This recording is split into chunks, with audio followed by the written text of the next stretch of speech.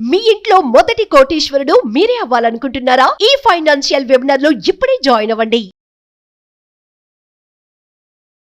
నమస్తే, welcome back to Suman TV. నేను మీ సంజయ్. ఈరోజు మనతో పాటు ఉన్నారు యాంఫరిజేషన్ mutual fund distributor PS Chandrasekhar గారు. సార్తో మాట్లాడి పిఎంఎస్ గురించి, మ్యూచువల్ ఫండ్స్ గురించి కొన్ని డిఫరెన్సెస్ ఏంటో తెలుసుకుందాం. నమస్తే సార్. నమస్తే సంజయ్ గారు. Sir, PMS and mutual funds ఇవి రెండు వేరు వేరు అని విన్నాను.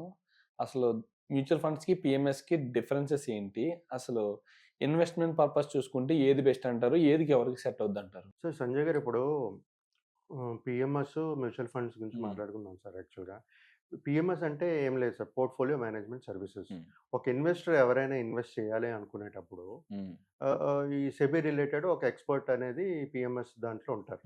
సో వాళ్ళ ఒక ఇన్వెస్టర్ ఇన్వెస్ట్ చేసేటప్పుడు వాళ్ళ నీడ్స్, ఒక ఇన్వెస్టర్ నీడ్స్, వాళ్ళ గోల్ ఏంటి, వాళ్ళ రిస్క్ చూసుకుని దాన్ని బట్టి వాళ్ళు ప్లాన్ చేస్తుంటారు ఓకే. ఎక్స్పర్ట్స్. ఓకే, దీంట్లో ఏంటంటే ఆ ఎక్స్పర్ట్ ఏదైతే ఉంటారో వాళ్ళు వీళ్ళ గోల్స్ పరంగా ఎక్కడెక్కడ పెట్టాలి, ఏ స్టాక్స్లో పెట్టాలి, దేంట్లో ఏ ఈటీఎఫ్లో పెట్టాలి, ఒక పోర్ట్ఫోలియో అనేది క్రియేట్ చేసుకుంటారు. అంటే సార్, ఈ పోర్ట్ఫోలియోలో ఏమేమి ఉంటాయి సార్?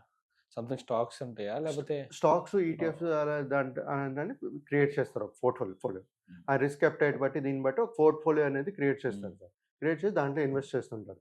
ఇక్కడ ఆ ఎక్స్పర్ట్ ఏం చూస్తారంటే ప్యాసివ్ ఇన్కమ్ ఉంటుంది కదా ఇన్వెస్ట్మెంట్స్, దాంట్లో వచ్చే రిటర్న్స్ కంటే దీంట్లో కొంచెం బెటర్ రిటర్న్స్ వచ్చేటట్టుగా ప్లాన్ చేస్తారు. సో ఇది ఏంటంటే పోర్ట్ఫోలియో బ్యాలెన్సింగ్ కూడా చేస్తుంటారు మధ్యన. వాళ్ళు రిస్క్ అప్టైట్ మారేటప్పుడు వాళ్ళకి కావాల్సిన చేంజెస్ చేయడము అవన్నీ చేస్తుంటారు. అది కాకుండా ఈ పిఎంఎస్లో అనేది మినిమమ్ 50 lakhs ఇన్వెస్ట్ చేయాలి సార్. ఓకే, మినిమం స్టార్టింగ్ ఒక పోర్ట్ఫోలియో మేనేజ్మెంట్ సర్వీసెస్ తీసుకోవాలి అనుకునేటప్పుడు ఒక ఇన్వెస్టర్ ఒక 50 లక్షలు మినిమం అనేది ఇన్వెస్ట్ చేయాలి. ఇన్వెస్ట్ చేస్తే ఒక పర్టికులర్ ఆ పిఎంఎస్ అనేది దాంట్లో అనేదాన్ని ఇన్వెస్ట్ చేయొచ్చు. దీంట్లో ఏంటంటే సార్ ఇంకోటి డిసడ్వాంటేజ్, అడ్వాంటేజ్ అనుకోవచ్చు. కొంతమంది ఏంటంటే, నా ఉద్దేశంలో డిసడ్వాంటేజ్, కొంతమంది దాంట్లో అడ్వాంటేజ్. ఎందుకంటే 1 to 2% ఫీజ్ అనేది ఛార్జ్ చేస్తుంటారు. ఓకే, టోటల్ ఏఎం మీద మీరు ఎంతైతే అమౌంట్ పెడుతున్నారో దాని మీద. అడ్వాంటేజ్ ఎందుకు అన్నాను అంటే, అడ్వాంటేజ్ వాళ్ళకి అయి ఉండొచ్చు. అంటే బెటర్ రిటర్న్స్ వచ్చేటప్పుడు అడ్వాంటేజ్, బెటర్ రిటర్న్స్ రాలేనప్పుడు డిసడ్వాంటేజ్ నా ఉద్దేశం. ఓకే. సో జనరల్గా ఈ పిఎంఎస్లో ఇన్వెస్ట్ చేసేవాళ్ళు ఎప్పుడు హై నెట్వర్క్ ఇన్వెస్టర్స్ అయి ఉంటారు. Okay sir. సో ఒకవేళ వాళ్ళు ఎప్పుడైతే వాళ్ళ ఇన్వెస్ట్మెంట్స్ వాళ్ళు చూసుకోలేకపోతున్నారు, లేకపోతే ఒక ప్రొఫెషనల్ సర్వీసెస్ కావాలి అనుకుంటున్నప్పుడు ఈ పిఎంఎస్ అనే దాంట్లో ఇన్వెస్ట్ చేస్తుంటారు. మ్యూచువల్ ఫండ్స్లో ఒక ప్లాన్ క్రియేట్ చేసి ఒక ఫండ్ మేనేజ్ చేస్తుంటారు. ఇక్కడ పిఎంఎస్లో ఏంటంటే ఒక స్పెసిఫిక్గా ఆ ఇన్వెస్టర్ గోల్ పరంగా వాళ్ళు ప్లాన్ చేస్తుంటారు. రైట్. ఇక్కడ మనం మ్యూచువల్ ఫండ్స్లో తీసుకుంటే ఎక్స్పెన్స్ రేషియో అనేది ఛార్జ్ చేస్తుంటారు. అది ఎంత 1.25% అనేది ఓవరాల్గా ఏదైతే ఇన్వెస్ట్మెంట్ అమౌంట్ వస్తుందో దాని మీద వస్తుంది. ఇక్కడ పర్టికులర్గా 1 to 2% అనేది ఎంతైతే అమౌంట్ ఇన్వెస్ట్ చేస్తున్నారో దాని మీద 1 to 2% వీళ్ళు పే చేసి వస్తుంది ఎవరు ఇన్వెస్టర్స్. సో చూసుకునేటప్పుడు సార్ ఈ రెండు కంపేర్ చేసుకున్నా ఇప్పుడు పిఎంఎస్లో 50 lakhs మినిమం ఇన్వెస్ట్ చేయాలి. రైట్. మ్యూచువల్ ఫండ్స్లో ఏంటి, మనం 100 రూపాయల నుంచి 500, 1000 రూపాయలు, 10,000 ప్రతి సిప్ రూపంగా వేసుకోవచ్చు, లంసంగా వేసుకోవచ్చు. సో ఎలాంటి కస్టమర్కి ఏది సూటబుల్ అవుతుంది అనేది చూసుకుని, వాళ్ళకి ఎలాంటి సర్వీసెస్ కావాలనేది చూసుకుని అది మ్యూచువల్ ఫండ్స్లో ఇన్వెస్ట్ చేయాలా లేకపోతే పిఎంఎస్లో ఇన్వెస్ట్ చేయాలా అనేది చూసుకోవాలి. రైట్.